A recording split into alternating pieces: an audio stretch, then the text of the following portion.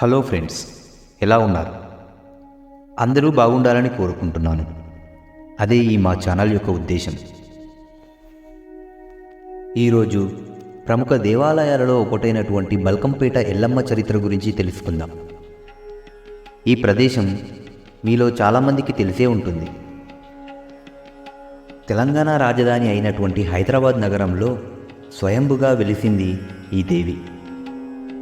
ఈ దేవాలయాన్ని సందర్శిస్తే ఎంతో పుణ్యం వస్తుందని చెబుతారు పెద్దలు.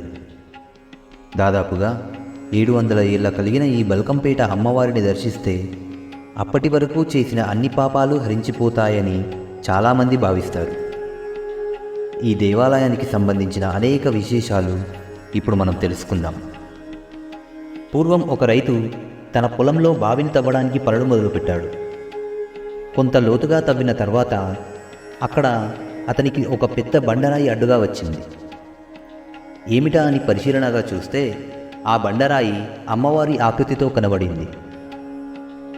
ఎంతో అదృష్టంగా భావించిన ఆ రైతు ఆ శిలకు భక్తి శ్రద్ధలతో పూజ చేసి మరో చోట ప్రతిష్ఠించాలని భావించాడు. అనుకున్నదే ఆలస్యం. ఆ బండరాయిని పెకిలించడం మొదలుపెట్టాడు. అయితే ఆ రాయి 1 ఇంచు కూడా కదలడం లేదు. ఇక ప్రయోజనం లేదని భావించిన ఆ రైతు ఊరిలోకి వెళ్ళి చాలామందికి ఈ విషయం చెప్పాడు.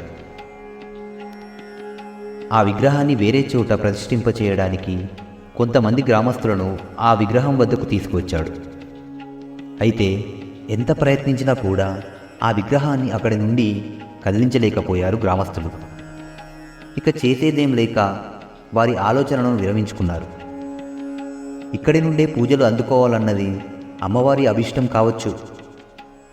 ఆ దైవ నిర్ణయాన్ని కాదనడానికి మనం ఎవరం అని శివసత్తులు ఇచ్చిన సలహాలతో మూల విరాట్టు బావి లోపలనే ఉంచి ఒడ్డున నిలబడి పూజలు చేసేవారు. ఆ రోజు నుండి రేణుకా ఎల్లమ్మ పేరుతో పూజలు చేయడం మొదలుపెట్టారు.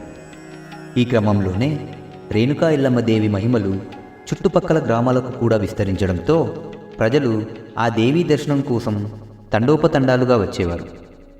అటుపై ఆ దేవత కోసం గ్రామస్తులు అందరూ కలిసి ఒక చిన్న దేవాలయాన్ని నిర్మించారు.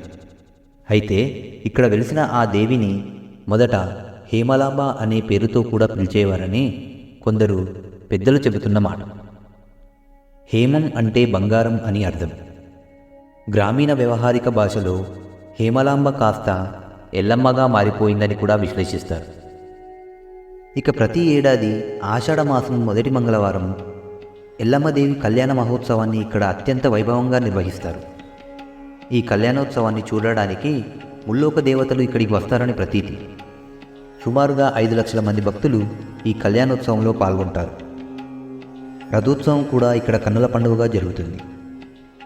తెలంగాణ సంస్కృతి సాంప్రదాయాలను ప్రతిబింబించేలా జానపద నృత్యాలు, పాటలు, కచేరీలు ఈ సందర్భంగా నిర్వాహకులు ఏర్పాటు చేస్తారు. ఈ ఎల్లమ్మదేవి స్వయంభు అన్న విషయం చాలామందికి తెలుసు. ఈ విగ్రహం యొక్క తలపై భాగం నుంచి నిత్యం జలధార వస్తూ ఉంటుంది. ఈ నీటిని అక్కడి పూజారులు భక్తులకు తీర్థంగా అందజేస్తారు. ఈ తీర్థాన్ని ఇంటికి తీసుకువెళ్ళి ఇంట్లో చల్లితే భూత ప్రేత పిశాచాల వంటివి దరిచేరవని భక్తులు నమ్ముతారు. బావి లోపల అమ్మవారు లభించడం వల్ల అమ్మవారిని జలదుర్గా అని కూడా పిలుస్తారు. ఈ గుడిని దర్శించుకున్న వారు మీలో ఎవరైనా ఉంటే మీకు కలిగిన అనుభూతిని కామెంట్ రూపంలో తెలియజేయండి.